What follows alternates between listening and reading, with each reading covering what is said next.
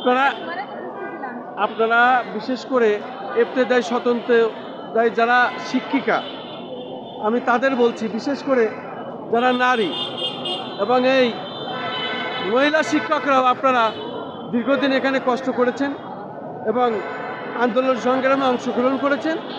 পুলিশের কাঁদানি gas, tear shell এবং জল কামান এগুলো আপনাদের হয়েছে, অনেকে আহত আমরা জানি, এবং তার মধ্যে প্রায় 200 জন কি তার ঊর্ধ্বে আহত।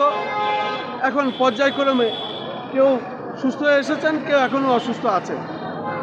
আপনি কোন জেলা থেকে এসেছেন, কি নাম পরিচয়, এবং আজকে আপনাদের দাবি মেনে নেওয়া হলো, আপনার অভিমতটা কি, আনন্দ না কি বিষয় একটু যদি বলতেন।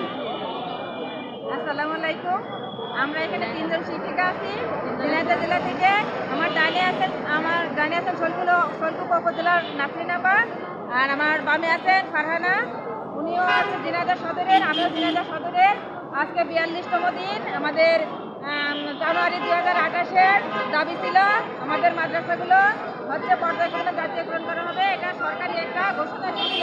সেই ঘোষণার বাস্তবায়নের উদ্দেশ্যে আমরা 42তম দিন পর্যন্ত এই মহিলারা এই কষ্ট করে এই ধুলো ময়লা কাদা বালির ভিতরে, কখনো বৃষ্টি হয়েছে, কখনো ঝড় হয়েছে, কখনো ভূমিকম্প হয়েছে, সব কিছু উপেক্ষা করে আমরা আমাদের দাবি আদায়ের জন্য এই প্রেস ক্লাবের মতো জায়গায় আমরা অবস্থান করেছি। মহান রাব্বুল আলামিনের দরবারে শুকরিয়া জ্ঞাপন করছি।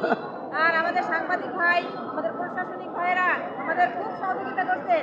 আমাদের অন্তরের পক্ষ থেকে, অন্তরের অন্তঃস্থল থেকে তাদের জন্য অনেক অনেক দোয়া থাকবে। তারা আমাদের সহযোগিতা করছেন, আমাদের কষ্টগুলো সরকারের কাছে তুলে ধরার চেষ্টা করেছেন। এই জন্য আমাদের পক্ষ থেকে তাদেরকে ধন্যবাদ জানাচ্ছি। আজকে 3:30-এ মন্ত্রণালয়ে আমাদের যে কমিটি আছে, কমিটি 16 সদস্য বিশিষ্ট কমিটি গিয়েছিল, সেখানে তারা যে দাবি উপস্থাপন করেছেন, আমাদের বর্তমানে বেতন ভাতার সুব্যবস্থা করেছেন সরকার। পর্যায়ক্রমে আমাদের মাদ্রাসাগুলো রেজিস্ট্রেশন প্রাপ্ত মাদ্রাসা আছে, সকল মাদ্রাসা পর্যায়ক্রমে জাতীয়করণ দিবেন এই আশ্বাস দিয়েছেন, এবং আমাদের লিখিত আকারে চিঠিও দিয়েছেন যে আমরা আমাদের প্রতিষ্ঠানে ফিরে যে বার্ষিক পরীক্ষা নিতে পারি, এবং বর্তমান বাজার দর হিসেবে আপাতত বেতন ভাতাদি সুব্যবস্থা করেছেন।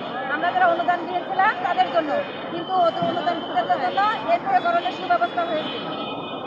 আমরা যতটুকু পেয়েছি তাতেই আমরা শিক্ষক প্রতিষ্ঠান, প্রধান উপদেষ্টা এবং বোর্ডের চেয়ারম্যান সহ সকলকে আমরা আন্তরিকভাবে ধন্যবাদ জানাই, এবং অন্তঃস্থল থেকে তাদের জন্য অনেক অনেক দোয়া রইল।